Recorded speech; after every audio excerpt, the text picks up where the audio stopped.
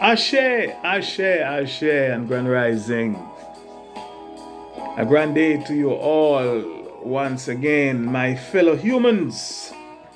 And yes, welcome to this, the 26th in the series of Another Perspective on Healthy Living with your Senior Lifestyle Advisor. Plus, yes, it is I, the Mystic Philosopher.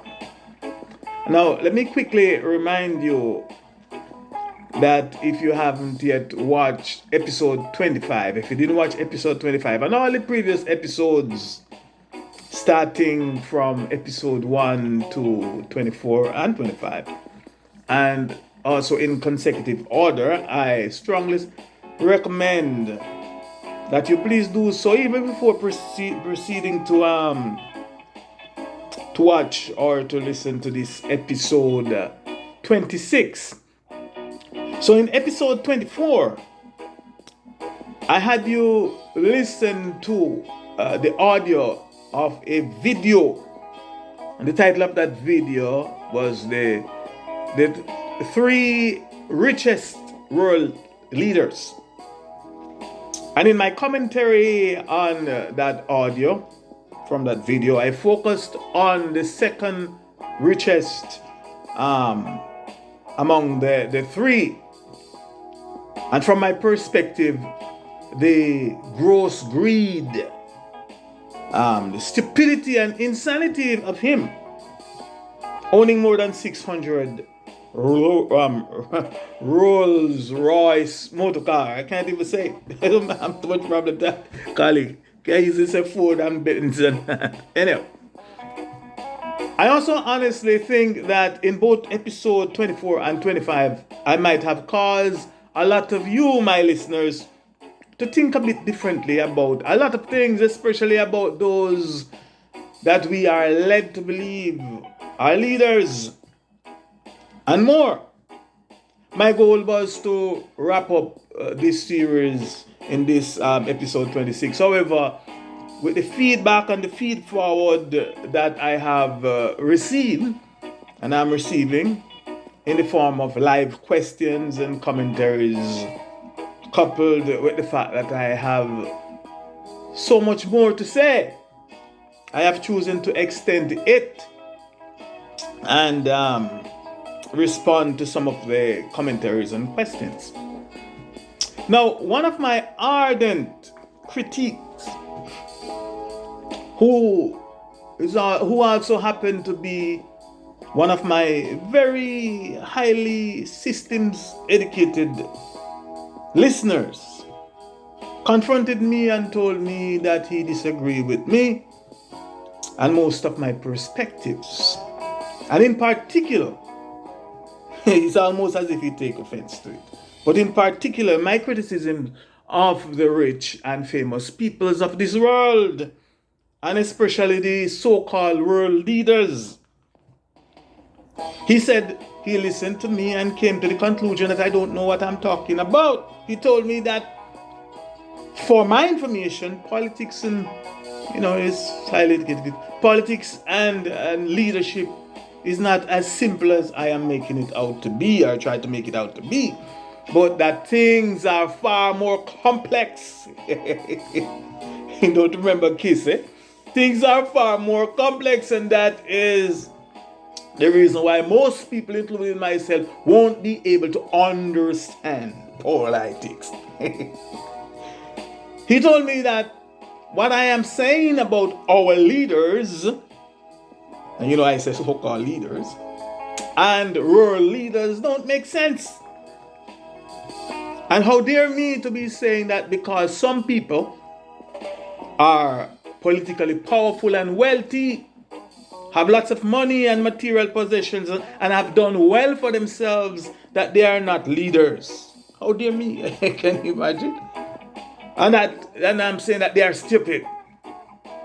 And that not just because I am not as successful as they are, I might have very little, if at all, anything to show for my many years in this life, means that I have the right to be criticizing and condemning them, his I guess who he aspired to be, because to the best of my knowledge, he's nowhere close to being the ranks of those people who I am, those so-called leaders I'm criticizing.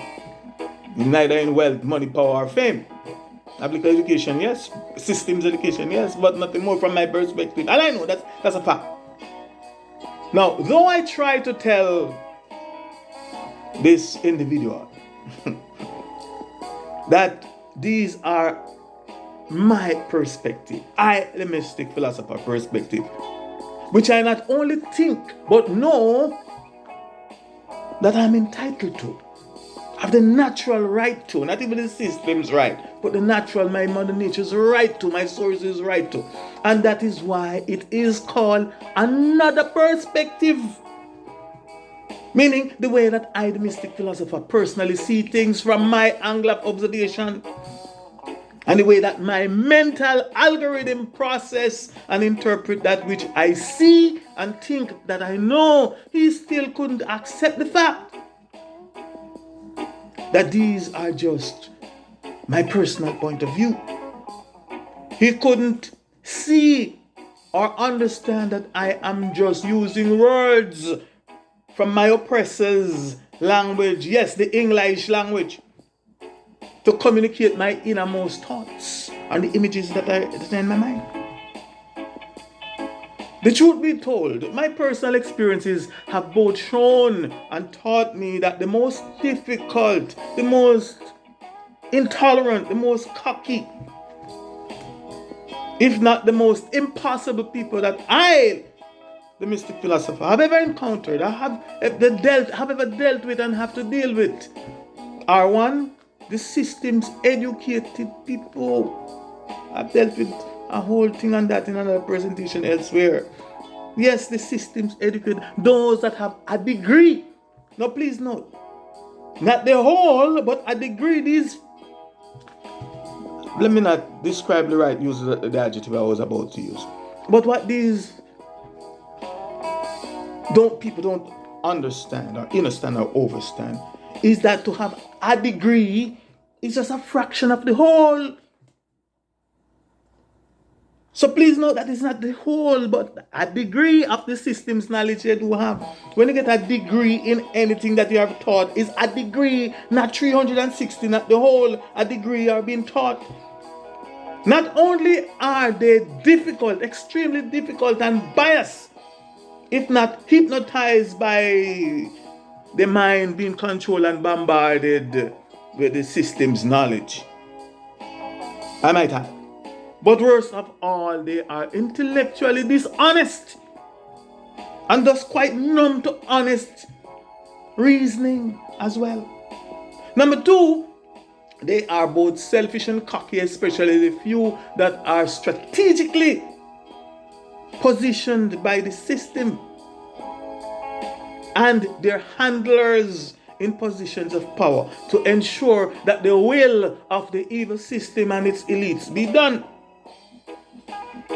And I could go on and on, but I'm sure that you, my free analytical truth seekers and independent thinkers, you get the picture. You understand, you overstand, and you understand. Now, from my perspective, and I ask that you please bear in mind at all times that this is not my language, and that this is the English language. If leaders, or if leader means to lead, as I have described, defined, and explained while referencing to the English dictionaries in both episode 24 and other episodes prior, then how can a leader be rich? Ask yourself. Don't be like these intellectually dishonest people. Ask yourself this question. I answer it for yourself. You don't have to share it with nobody else. Just between you and yourself, if you will. How can a leader be rich? Excessively and insanely rich and boastful, I might add. While those that he or she leads or claim to be leading are poor. Excessively and insanely poor. How can a leader be lavishing in material wealth in peace and safety. Because where they live, not even bird like you and I can't fly over there. Peace and safety, while those that he or she leads, or those that he or she claims to be leading, are living in insecurity. They're living in pain, in discomfort, in suffering, in misery. They're living in fear, terror, and torment. You name it or you name them. How can a leader claims to be successful? Ask yourself this question. Well, the people that he or she leads or claims to lead are unsuccessful. How can leaders be getting materially rich and richer, materially wealthy and wealthier, while those that are being led by them, are supposedly led by them, are getting poorer and poorer? How can a leader, and by extension so-called world leaders, are gloating? How can they be gloating and rejoicing while the people that they lead or claim to be leading are suffering and mourning and living a life of despair? How is that? How can that be a leader? Why are these so-called leaders and so-called world leaders living in mansions with dozens of rooms to spare and hotel-style villas with hundreds, if not thousands, of acres of land to spare, while the people that they lead or that they are claiming to be leading are both houseless and homeless, and not even have a place to lay their heads, let alone a place to live and safely raise a family. And I could go on and on asking questions like these, but as I have told you in episode 24, that we should not and that we must not allow ourselves to be deceived by these humankind anymore. And that from idealistic philosopher's perspective, these unconscionable creatures and humankind, don't be deceived by them anymore. And that from my perspective, they may be best described as being directors. According to their language, please look up the word directors and match it with their actions, as they might be best described as oppressors and oppressive dictators. That they may be best described as scammers. I'm using their language to describe them and their action. Put action and words together. They may be best described as instructors, drivers, slave drivers, liars, and politicians. Again, look up the words. Mr. Educated, systems educated. Politicians, they may be best described as politicians. I didn't make the words, and words must match your action or else somebody's lying. And are best described also as polite tricksters, etc., etc. But most definitely, they are not in the least, from idealistic philosopher's perspective, leaders, let alone real practical world leaders. Where ever get that? Match their action with the name they call themselves. Looking up, don't be deceived again. Look up their meanings and definition of the words they use to describe themselves and tell you, don't be fooled, my people. Not anymore. In fact, according to the Adamic Race History and Holy Book, also known as the Christian Holy Bible, they are just wicked and abominable people that are reigning over us, the natural native earthly humans and the peoples of the world, according to their book in Proverbs 29 and verse 2. And I quote, this was written thousands of 3,700 or more years ago.